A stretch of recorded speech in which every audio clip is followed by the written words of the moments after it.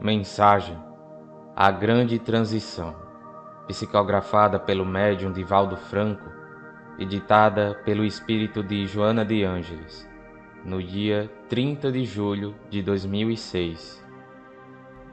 Opera-se na Terra, neste largo período, a grande transição anunciada pelas Escrituras e confirmadas pelo Espiritismo.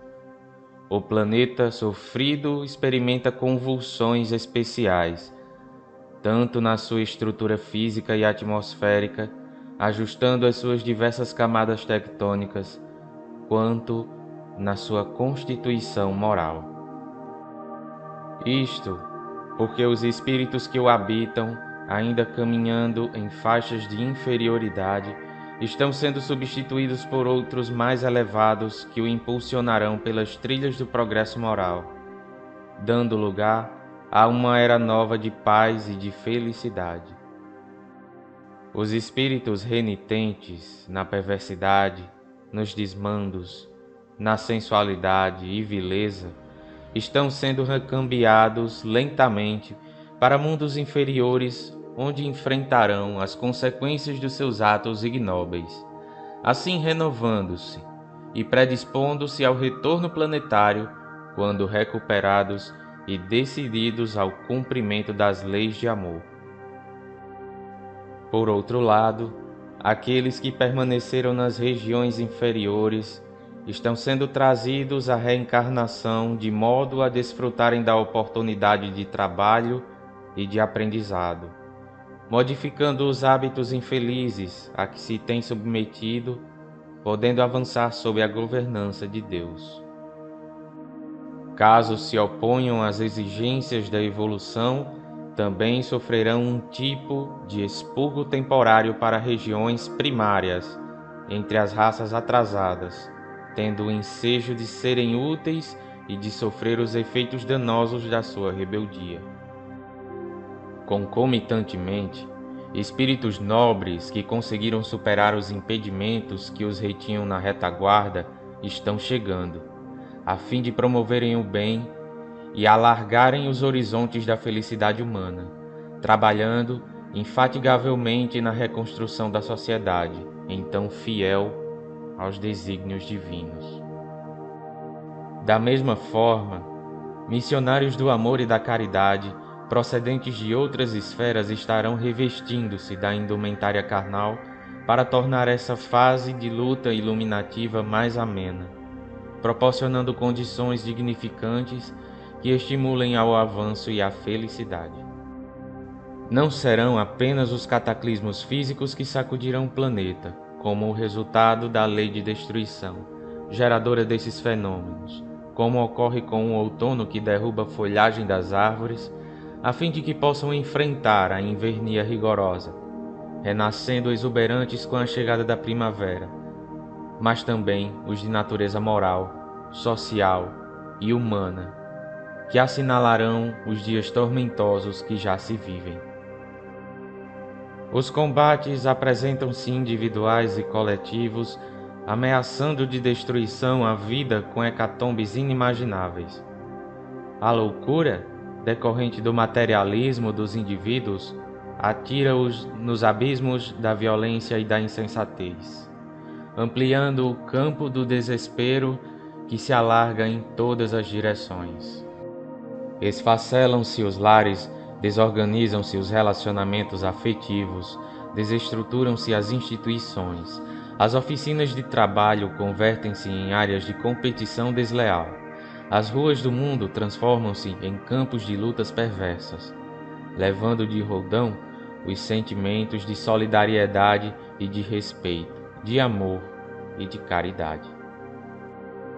A turbulência vence a paz, o conflito domina o amor, a luta desigual substitui a fraternidade. Mas essas ocorrências são apenas o começo da grande transição.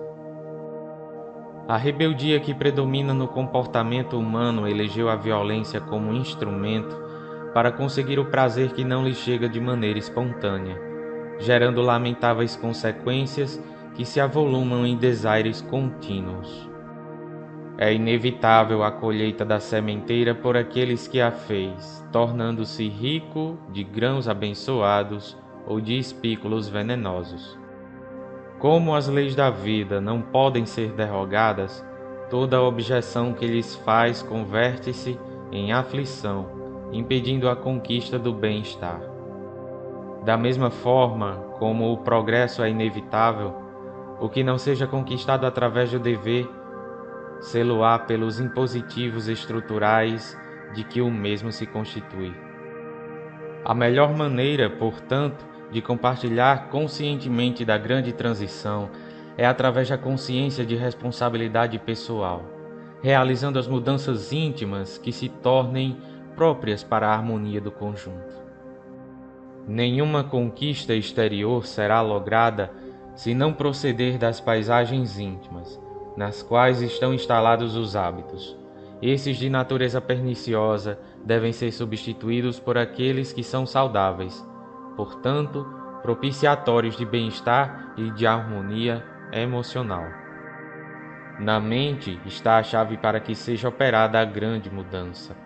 Quando se tem o domínio sobre ela, os pensamentos podem ser canalizados em sentido edificante, dando lugar a palavras corretas e a atos dignos. O indivíduo que se renova moralmente contribui de forma segura para as alterações que se vêm operando no planeta. Não é necessário que o turbilhão dos sofrimentos gerais o sensibilize, a fim de que possa contribuir eficazmente com os espíritos que operam em favor da grande transição. Dispondo das ferramentas morais do enobrecimento, torna-se cooperador eficiente, em razão de trabalhar junto ao seu próximo pela mudança de convicção em torno dos objetivos existenciais, ao tempo em que se transforma num exemplo de alegria e de felicidade para todos. O bem fascina todos aqueles que o observam e atrai quantos se encontram distantes da sua ação, o mesmo ocorrendo com a alegria e a saúde.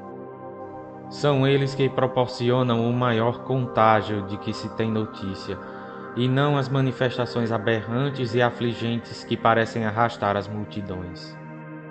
Como escasseiam os exemplos de júbilo, multiplicam-se os de desespero, logo ultrapassados pelos programas de sensibilização emocional para a plenitude. A grande transição prossegue, e porque se faz necessária, a única alternativa é examinar-lhe a maneira de como se apresenta e cooperar para que as sombras que se adensam no mundo sejam diminuídas pelo sol da imortalidade. Nenhum receio deve ser cultivado, porque, mesmo que ocorra a morte, esse fenômeno natural é veículo da vida que se manifestará em outra dimensão. A vida sempre responde conforme as indagações morais que lhe são dirigidas. As aguardadas mudanças que se vêm operando trazem uma ainda não valorizada contribuição, que é a erradicação do sofrimento das paisagens espirituais da Terra. Enquanto viceja o mal no mundo, o ser humano torna-se-lhe vítima preferida, em face do egoísmo que se lhe torcega apenas por eleição espiritual. A dor momentânea que o fere convida-o, por outro lado, à observância das necessidades de seguir a correnteza do amor no rumo do oceano da paz. Logo, passado o período de aflição, chegará o da harmonia. Até lá, que todos os investimentos sejam de bondade e de ternura, de abnegação e de restrita confiança em Deus.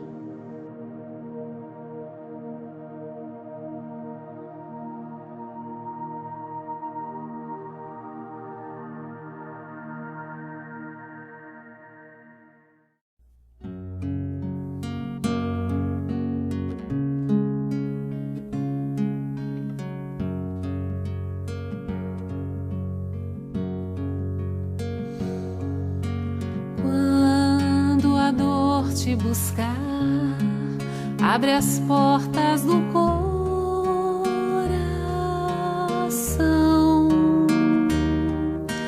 Bem na cruz demonstrou compaixão. Mesmo que tudo pareça não ter uma solução,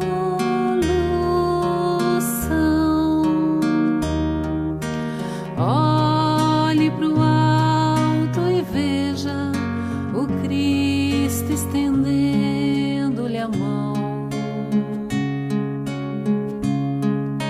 Se uma lágrima quente molhar o teu rosto, pense, Cristo a enxuga e alerta, a fé sempre vence.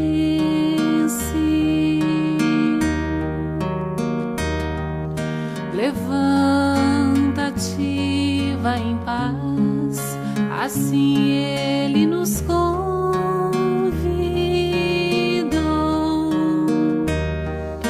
Do alto da cruz em resposta, tratou seu algoz com amor.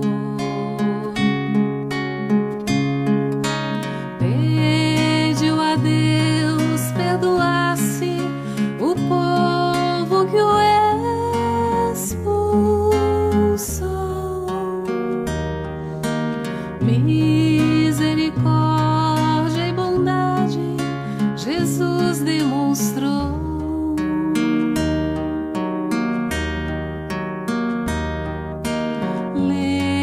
Lembre-se de Maria, exemplo de compreensão. Ao ver Jesus no Calvário, pediu ao céu sustentação. Serva de Deus confiou, entregou sua dor ao Pai. Pegue também sua cruz, confia e vai.